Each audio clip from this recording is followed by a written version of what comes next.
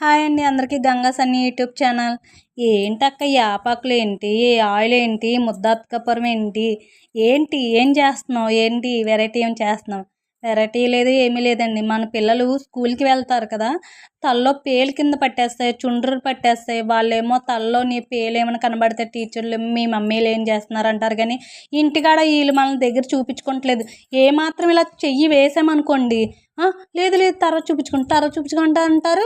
మన పని దిశలో మనం మర్చిపోతాము, వాళ్ళు మర్చిపోతారు.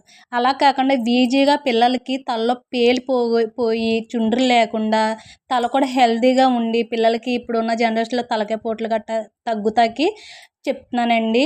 మగ పిల్లలైనా రాసుకోవచ్చు, ఆడపిల్లలైనా రాసుకోవచ్చు. దీంట్లో ఏ మాత్రం సైడ్ ఎఫెక్ట్లు లేవండి. ఎందుకంటే మనం వాడేదంతా న్యాచురల్దే కాబట్టి ఏమి ఇబ్బంది ఏం లేదు. నేను మంచి ఆయుర్వేద ఆయన దగ్గర డాక్టర్ గారి దగ్గర కనుక్కొని మా పాపకైతే వాడుతున్నాను. ఆల్రెడీ వాడాను. చాలా మట్టుకంటే నిజంగా మా పాప తలలో ఇలాగా పాయ తీస్తే దగ్గర 10 పేలు దాకా ఉండేయండి.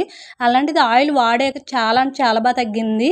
నేను అందుకే ఈ ఆయిల్ మరికొంతమందికైనా యూజ్ అవుతుందని చెప్పి ఈ ఆయిల్ అయితే నేను మీకు చూపిస్తున్నానండి. ఇప్పుడైతే ఏమీ లేదండి. వేపాకులను ఇలా తెచ్చుకోవాలి. వేపాకులంతా ఇలాంటి కొద్దిగా లోతు గిన్నెలోకి తీసుకోండి.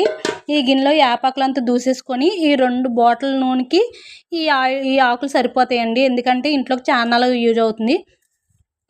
ఇలాంటి ముద్ద అతకపరంగానే ఉంటే కనుక ఇలాంటి ముద్ద అతకపరం కూడా రెడీ చేసుకోండి. లేదు మన ఇంట్లో అతకపరం బిళ్ళలు ఉంటాయి కదా, అవైనా పర్వాలేదు. ముందు నూనె అంతా ఈ గిన్నెలో వేసేసుకొని ఈ ఆకులు కూడా ఇందులో వేసుకొని పొయ్యి మీద పెట్టేసుకోండి. ముందు ముద్ద అతకపరం ముందు వేయకండి. ముందు ఆయిల్ వేపాకు వేసేసుకొని ఈ గిన్నెలో పొయ్యి మీద అయితే పెట్టేసుకోండి. ముందు పెద్ద మంట మీద పెట్టండి. నూనె వీటెక్కిన తర్వాత అప్పుడు సిమ్లో పెట్టేసుకొని నూనె మరుగుతున్నప్పుడు సిమ్లో పెట్టుకుని కనీసం ఒక పావు గంట సేపు అయినా మరిగించుకోండి. ఆయిల్ అంతా గ్రీన్ కలర్లో వస్తుంది.